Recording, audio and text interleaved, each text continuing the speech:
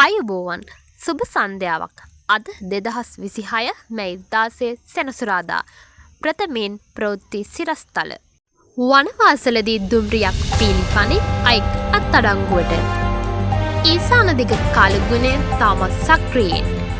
චීන ජනපති ලබන සරස් සමයේ ඇමරිකාවට. වනවාසල දුම්රිය ස්ථානයේ අසලදී අද අලුයම දුම්රියක් පීලිපැනීමකට ලක්ව අනතුරක් සිදුව තිබෙනවා. අනතුරෙන් දුම්රියේ එක් මැදිරියක් පෙරළී ගොස් ඇති අතර එමගින් තුවාල ලැබූ කිහිප දෙනෙක් රෝහල්ගත කර තිබෙනවා. මේ සම්බන්ධයෙන් එක් සැකකරුවෙකු අත්අඩංගුවටගෙන තිබෙනවා. දුම්රිය මාර්ග දෙකක් මාරු කිරීමට යොදා ගන්නා පයින්ටුවේ යකඩපටි යම් පිරිසක් විසින් ගලවාගෙන යාම නිසා මෙම අනතුර සිදුවීමට ඇති බව දුම්රිය දෙපාර්තමේන්තුව නිවේදනය කරනවා. සිද්ධිය සම්බන්ධයෙන් පොලිසිය විමර්ශනය කරන අතර දුම්රිය මාර්ගයේ ඇන ගැලවීමට හැකියාව තිබූ මත්ද්‍රව්‍යවලට ඇබ්බැහි වූ අයෙක් පෑලියගොඩ පොලිසිය විසින් අද අත්අඩංගුවටගෙන තිබෙනවා. අද දිනේ දිවයිනේ බස්නාහිර මධ්‍යම සබරගමුව වයඹ හා උතුරු පළාත් වලින් මිලිමීටර් 100ට වඩා වැසි වර්ෂාවක් වාර්තා වුණා.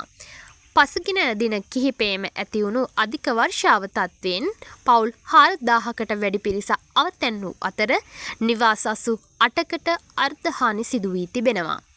හෙටත් බස්නාහිර කඳුකර ප්‍රදේශවලට වැසි ඇතිවීමේ හැකියාවක් පවතිනවා. නුවර එළිය කෑගල්ල රත්නපුරය ඇතුළු දිස්ත්‍රික්ක 6කට නිකුත් කර තිබෙන නායම් අනතුරු ඇඟවීම් එලෙසම ක්‍රියාත්මකයි. අකුණු හා ගන්නතුර ගැන සැලකිලිමත් වන ලෙස කාල්ගුණ විද්‍යා දෙපාර්තමේන්තුව නිවේදනය කර සිටිනවා. චීන ජනාධිපති ෂී ජින්පින් ලබන සරස් සමයේදී ඇමරිකාවේ නිල සංචාරයකට සූදානම් වන බව තහවුරු වී තිබෙනවා.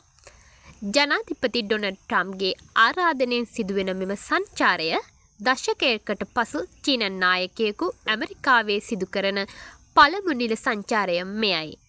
දෙරට අතර වෙළඳ සහ රාජතාන්ත්‍රික සම්බන්ධතා ශක්තිමත් කිරීම මෙහි ප්‍රධාන අරමුණ බව චීන විදේශ අමාත්‍යාංශය පවසනවා. සැප්තැම්බර් මාසයේදී දවල් මන්දිරයේ සාකච්ඡා පැවැත්වීමට නියමිතයි.